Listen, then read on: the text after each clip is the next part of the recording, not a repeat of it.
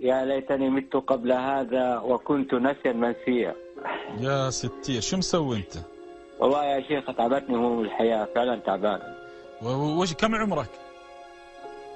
51. 51 سنة. اي نعم، تعبت خلاص، طفح معاي الكيف. زين وش نسوي؟ ننتحر؟ لا. اعطيني انت الحل، انا اعتبرني اسمع منك، وش الحل يا ابو عيسى؟ الامر لله من قبل ومن بعد. لا اذا انت اعطيتني الدواء الحين، والصبر على امر الله وقضاء الله نؤجر عليه. لكن طفح يعني ما عاد في صبر يا شيخ. والله هل انت قذفوك في عرضك؟ لا طبعا. كمريم او كعائشة؟ هل قذفوك في النار كابراهيم عليه السلام؟ لا. هل اخرجوك من وطنك ومن ديارك كمحمد صلى الله عليه وسلم؟ لا. هل قتل اصحابك كرسول الله صلى الله عليه وسلم؟ لا. اذا وين همك؟ ضغوط الحياة يا شيخ. كلنا عندنا ضغوط، والله العظيم ما حد في الحياة ما في ضغوط، اللي يكلمك عنده ضغوط، واللي ورا الكاميرا عنده ضغوط، هذه الحياة. احنا ما احنا في الجنة يا أبا عيسى.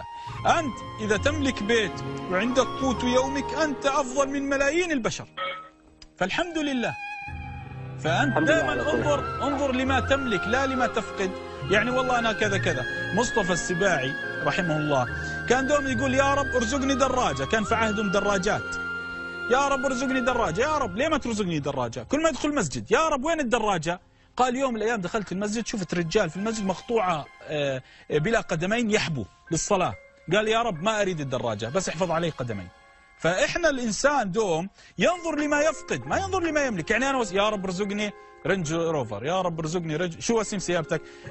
نيسان زين احمد ربك، غيرك يمشي في تكاسي، ياخذ تكاسي ما عنده سيارات. او انا اقول يا رب ارزقني بنت، يا رب ما عندي بنت، زين انت شو؟ والله عندي 7 اولاد، غيرك ما عنده ولا ولد، اطفال انابيب الحين.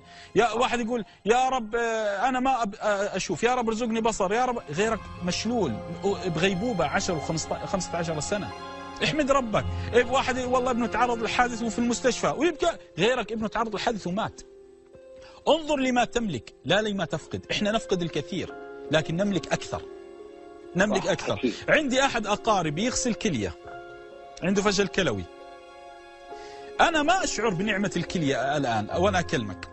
تصور إنه يوم استراحة ويوم يغسل 4 ساعات جالس في المستشفى، واليوم اللي يغسل فيه لا يحسب من عمره، يرجع المنزل متعب يريد أن ينام فقط. اليوم اللي ما يغسل فيه هو يومه. تصور أنا وأنا أكلمك كليتي تغسل وأنا نايم الكلية بتغسل.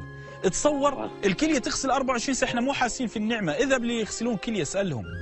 تصور هو يعاني من هذه منذ 15 سنة وأنا دائما أراه يغسل وأنا ما أغسل. الحمد لله، فعلمت النعمة اللي أنا فيها، علمت. فنحن بشوف مصائب الناس بتهون عليه مصيبة بس فانظر لمصيبة غيرك تعلم أن الله بك رحيم.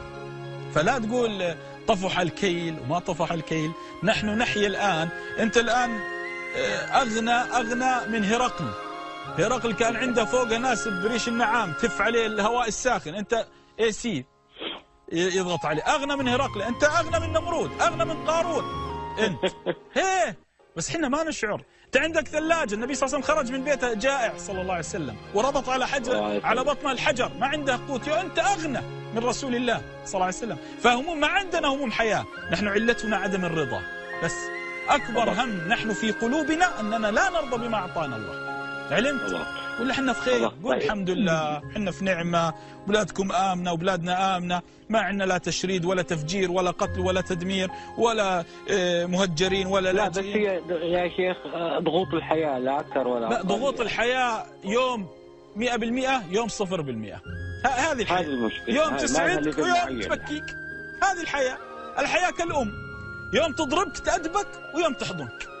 خلاص. علمت يا سيدي؟ هي مدرسة فعلا. أسأل الله يسعدك يا أخي. شكرا.